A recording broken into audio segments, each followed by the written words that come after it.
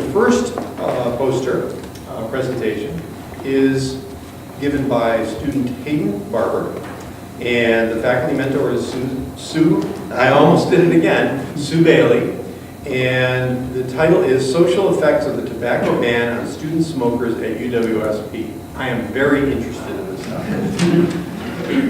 Hayden?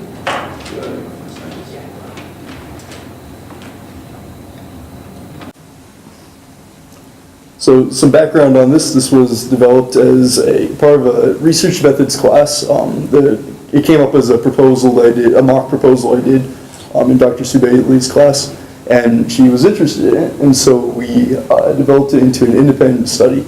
Do you mind full screening this? It's just a bottom left. Yeah. All right.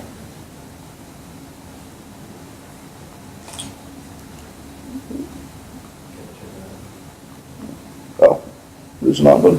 Yeah. I see. There we go. All right. Well, actually, to give some overview, so this is social effects of the tobacco ban on student smokers at UWSP. And so to kind of delve into this, college students tend to smoke at a higher rate than the average public. So about 30% male students, 28% of female students, as compared to 25% of the general public. So it's more of an issue for our campuses. In response to this, tobacco bans have been on the rise. It's risen from about 1% campuses to 54% campuses between 1994 and 2001. So bans can reduce college smoking by about 20 to 30%. However, there's still a sizable portion that continues to smoke. And so the question comes up of, well, they're still smoking, and they're still smoking on campus. Can we find out a little bit more about that population that's still doing it? And I was interested in a specific behavior pattern in smokers. Social smoking is a behavior that is distributed or shown by students that they don't consider themselves smokers.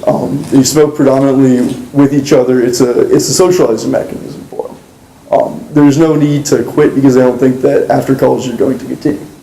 So I was kind of interested in this population specifically. Especially because in light of the UWSP ban, it's socially enforced. So according to the Wellness Center, what you're supposed to do if you see someone smoking on campus is just to encourage them not to smoke on campus. So I was interested in the fact that someone that's a social smoker might be more likely to obey this ban because there's social measures associated with it. If you're trying to use smoking to socialize and you're getting negative feedback from that, you might be less likely to, or you might be more likely to obey the ban. So I was kind of interested in that aspect on it. And out of that, I've developed two research questions. One is, where have smoking locales changed since the start of the ban? Anecdotally, I used to live in Knutson, and there was a table that sat out front Knutson, and people used to go out there to smoke. I had one friend that actually picked it up because he wanted to join the table, but he didn't really know how to socialize with them. So he just went out there, bummed a cigarette, and he slowly picked up through that. And so I was interested to see what has happened to these locations of socialization following the ban. So that was the first research question. The second was, how do social smokers differ from regular smokers? In two ways. One, in the support or lack of support for the ban, and then two, in their attempts to quit smoking. For instance, so if the ban's put in place, you just drop it altogether. So to do this, we developed a survey that was asking questions around these things, and then I had a map on the back of the survey that, if you look over at my poster, you can see a map of it. We'll look at it later on, asking people to respond to where they smoked on and around campus. The other thing that we developed was I walked around observing where there were cigarette butts around campus. And I was just going to look at those two things in tandem to see what smoking behavior looked like in terms of where people did it. All right, so the first research question. This is right across from the CCC.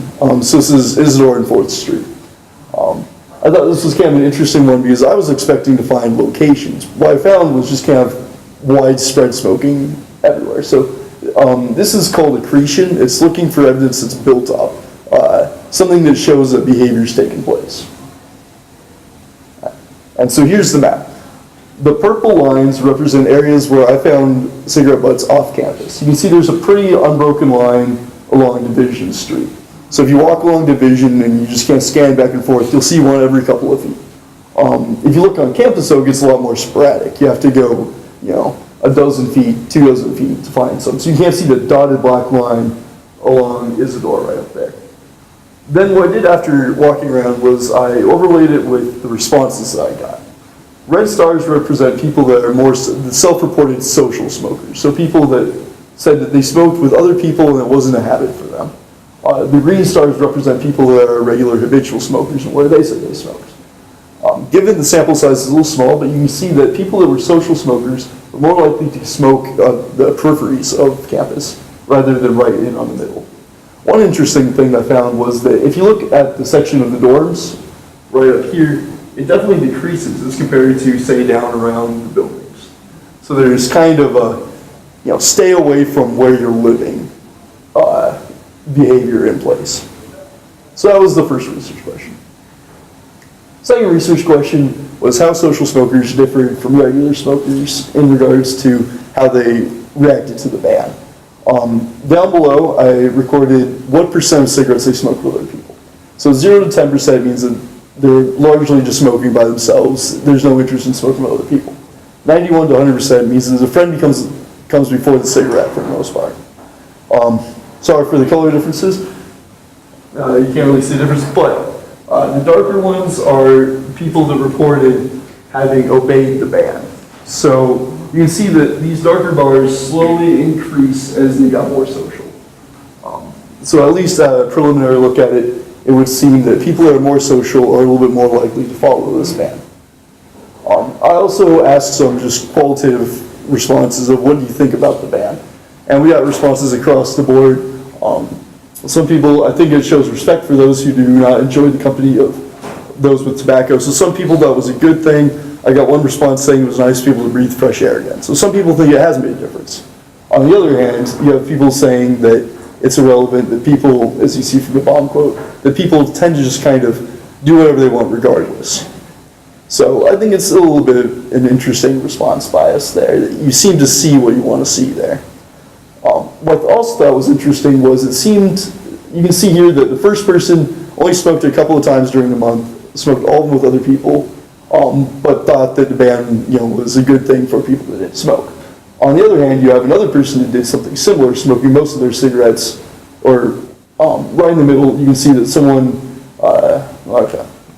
we'll use this one as an example. They only smoked 6 to 10 days, so not that much during the month for someone that's smoking. Not enough to be a regular smoker. They smoked most of their cigarettes with other people. But yet they thought that it was relevant. So you can't see the variety of responses there.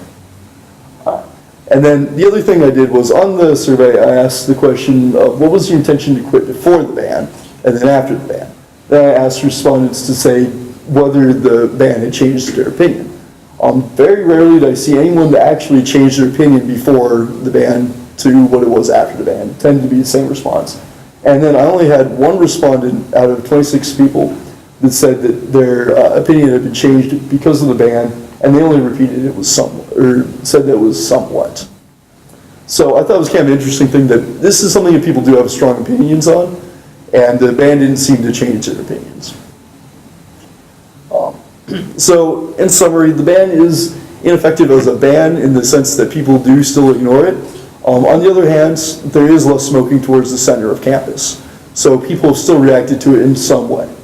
I thought it was something interesting that social smokers were less likely to be around the middle of campus, but the responses for support or non-support of the ban did seem to be correlated with their opinions of, or with their social or non-social smoking behaviors. Some limitations of the study were the small sample size with only 26 respondents. And just by the nature of convenient sampling, I was catching regular smokers that were willing to come out and say where they were smoking and that I could actually find. And so there is the chance that there are regular smokers out there that are harder to find or less social. So this naturally captures the more social half of the non-social smokers. So Cam, going into the forward, I thought it was into the future. It's interesting that we have policies in place, but sometimes they have unintended consequences. In this case, the removal of all of the receptacles for your butts led to increase in littering. So it would be nice to kind of have some sort of way of handling that. I think that in some ways the ban should be rethought just because of the way people have reacted to the ban. There is a sizable portion of smokers that are going to smoke regardless of whether there is or is not a ban. And so that needs to be considered. So going into the future, those would be things to think about. Any questions?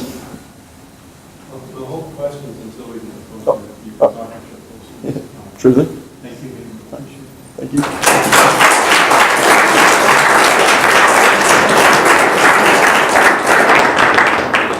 True confessions, I have felt like an outlaw at times in parking lot E on campus. I'm sitting there, I come out of work, I get in there, and I have a little thing that cuts down on my appetite, so I lost 50 pounds in 6 years. Yes. I have a little pipe that I smoke, not the kind you're thinking of. It's a tobacco pipe, so I sit there. Windows are all down. The police are going to come. Anyway, I think the idea of the ban is a really cool idea, and I really enjoyed the talk. Thank you.